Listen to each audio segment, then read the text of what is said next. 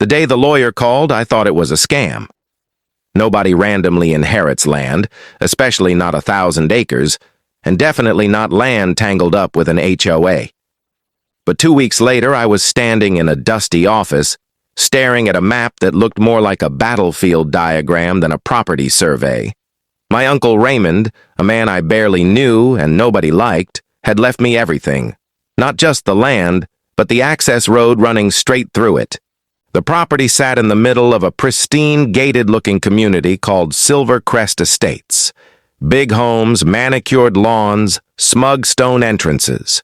The HOA president, a man named Caldwell, greeted me like I was an intruder instead of the new owner of the ground beneath his feet. He smiled tightly, already explaining how the community had certain expectations and how my inheritance was mostly symbolic. That's when the lawyer slid a second document across the table. The road. The only paved road in or out of Silvercrest wasn't owned by the county. It wasn't owned by the HOA. It cut directly through my uncle's land, and according to the deed, it belonged to me. Raymond had built it decades earlier to access his ranch, and when the developers came, he'd allowed them to use it, without ever giving it up. Caldwell's smile vanished. They'd built 47 homes, a clubhouse, a pool, and private security, all depending on a road they didn't own. The HOA had assumed it was handled. Raymond had assumed they knew better than to build on borrowed access. Nobody had checked. Over the next month, I learned why my uncle was so bitter. The HOA had sued him repeatedly over livestock, fencing, visual pollution, and noise. They fined him constantly, tried to force him to sell, and once even blocked his equipment from using the road. He'd won every case, but it had hardened him. In his old safe, I found a handwritten note. Don't let them bully you, the road is the key. The HOA tried to buy the land cheap. Then they tried intimidation. Then they tried legal threats. Each letter assumed I'd cave, that I'd be overwhelmed, that I'd hand over the road for a polite settlement. Instead, I hired my own attorney and commissioned an independent appraisal. The road alone was worth more than they'd ever offered. And I realized something else. I didn't need to fight them forever. I just needed to sell. Not the acres, just the road. Once the HOA realized I wasn't bluffing, their tone changed. Caldwell stopped smiling. Emails became colder, longer, filled with legal jargon clearly written by someone billing by the hour. They claimed historical usage rights, implied easements, and community necessity. My attorney calmly dismantled each argument. There was no recorded easement, no right-of-way agreement, just decades of tolerated use, and tolerance isn't ownership. That's when Silvercrest made its first real mistake. Without warning, the HOA installed new security gates at the entrance of the community. Keypads, cameras, guards, the works. But the gates sat on my land, on my road. They didn't ask permission. They didn't notify me. They just assumed I'd accept it like my uncle had been forced to accept everything else. I sent a single certified letter. Remove all unauthorized structures from my property within 14 days. They ignored it. On day 15, my attorney filed an injunction. The judge didn't even hesitate. Temporary restraining order. Gates shut down, guards dismissed, access restored, but not for long. Because while the HOA scrambled to respond, I moved forward with my real plan. I quietly listed the road for sale.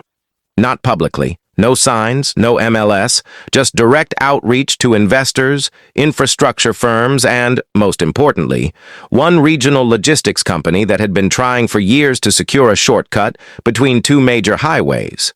The road through my land was the missing link they'd never been able to negotiate. Meanwhile, Silvercrest descended into chaos. Residents complained about traffic, about strangers passing through, about declining exclusivity. The HOA tried to impose new fines on me for endangering the community. My lawyer responded by reminding them they had no authority over non-members, and definitely not over land they didn't own. Caldwell requested a meeting. This time, there was no coffee, no small talk. Just a folder slammed onto the table with a number written in bold marker. It was more money than they'd ever offered before. Enough, they thought, to scare me into settling. I slid the folder back. Too late. That's when I told them the road was under contract. The color drained from Caldwell's face. He asked who the buyer was. I didn't tell him. He demanded guarantees, continued access, usage caps, community protections. I told him those were conversations he should have had before building 47 homes on borrowed land. Within days, rumors spread through Silvercrest. Property values wobbled. Panic set in. Residents flooded HOA meetings demanding answers the board didn't have. Lawyers started resigning. Insurance providers asked uncomfortable questions. And then the buyer's survey crews arrived. Bright vests, marked trucks, temporary flags lining the road. Silvercrest finally understood the truth. They were about to lose the only way in or out. The day the sale closed, I didn't celebrate. I didn't need to. The silence coming from Silvercrest was louder than fireworks. The logistics company, Redline Transit Solutions, now owned the road outright. And unlike me, they had no history with the HOA, no grudges, and absolutely no reason to be accommodating. Their plans were simple and completely legal. Redline intended to upgrade the road for commercial use. Wider lanes, weight-rated pavement, scheduled transport windows. None of that technically blocked access. But none of it guaranteed access either. The deed gave them full control, subject only to county regulations. And since Silvercrest had never secured an easement, Redline wasn't obligated to negotiate. The HOA tried anyway. Caldwell showed up at Redline's regional office with binders of documents and a desperation he could barely hide. He offered usage fees, maintenance agreements, even partial ownership. Redline's legal team listened politely, then asked one question. "Where is your recorded access right?" There wasn't one. Within weeks, Redline announced temporary access limitations during construction. Gates went up again, this time legally. Access windows were posted, 2 hours in the morning, 2 in the evening. Emergency access required prior coordination. Silvercrest residents panicked. Ambulances were delayed. Delivery services refused to enter. School buses rerouted. Home buyers backed out of contracts. Lenders froze new mortgages. What had once been a luxury community started to feel like a poorly planned island.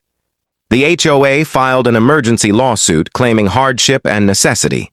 The judge sympathized, but sympathy didn't create property rights. The ruling was brutal in its simplicity. Poor planning by the HOA did not obligate a private owner to surrender land. That's when the HOA turned on itself. Board members resigned mid-meeting. Residents demanded refunds for years of dues. Someone leaked old emails showing that the original developers had known about the road issue and buried it to keep sales moving. Lawsuits multiplied. Resident against HOA. HOA against developers. Developers against defunct shell companies. I watched from a distance. I didn't gloat. I didn't interfere. I simply responded when required and stayed quiet when not. The money from the sale sat untouched for months. It felt less like winning the lottery and more like closing a chapter my uncle had been writing for decades. One evening, I drove out to the edge of the property, past the construction crews and the new signage bearing Redline's logo. Beyond the road, my remaining acres stretched out untouched, silent, free. Raymond had never wanted revenge. He'd wanted leverage, and now Silvercrest was learning what happens when you ignore who really holds it. By the end of the year, Silvercrest Estates barely resembled the place I'd first driven through.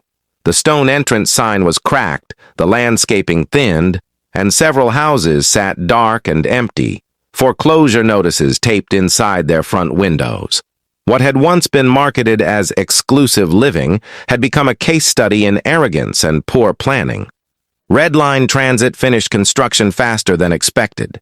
The upgraded road now hummed with controlled commercial traffic, guarded by clear rules and posted restrictions. Silvercrest residents were still allowed limited access, but only under a paid, renewable license. The cost was steep, too steep for many. Home values collapsed. Some residents sold at massive losses. Others walked away entirely. A few tried to band together to buy a secondary access route through neighboring land, only to discover that surrounding owners now very aware of the situation, weren't interested in helping without astronomical compensation. The HOA officially dissolved 6 months later. Caldwell disappeared from public view, his name tied up in multiple lawsuits from residents who claimed they'd been misled. The original developers were nowhere to be found, their companies long dissolved. Responsibility evaporated, leaving only consequences behind. As for me, I finally did something my uncle never allowed himself to do. I relaxed. I leased portions of the remaining acreage for conservation and low-impact agriculture. I set aside land for public easements, clearly documented this time. I even worked with the county to improve emergency access routes that didn't rely on the road Silvercrest had abused for decades. Not because I had to, but because I could. One afternoon, I returned to the old ranch house and opened the safe one last time. There was nothing left inside except dust marks and the outline where that note had been. I already knew it by heart. The story spread online eventually, stripped-down headlines, comment sections full of arguments. Some people said I was heartless. Others called it poetic justice. Most agreed on one thing. The HOA had done it to themselves. They weren't trapped by me. They were trapped by their assumptions. They assumed land rights were technicalities, that money could fix anything, that the person holding the deed would eventually fold. They never imagined that the quiet, overlooked detail, the road, would be the one thing they couldn't bully, fine, or vote away. I never set out to punish anyone. I just refused to give up what wasn't theirs, and in doing so, I inherited more than land. I inherited the truth my uncle had lived with his whole life. Ownership only matters if you're willing to defend it. Enjoying this real-world property story and how one overlooked detail changed everything? Subscribe if you want more true-style breakdowns of land disputes, HOAs gone wrong, and the quiet power of knowing your rights. If this story surprised you, hit like, it really helps. And drop a comment below. Do you think the HOA handled this poorly, or was this outcome inevitable?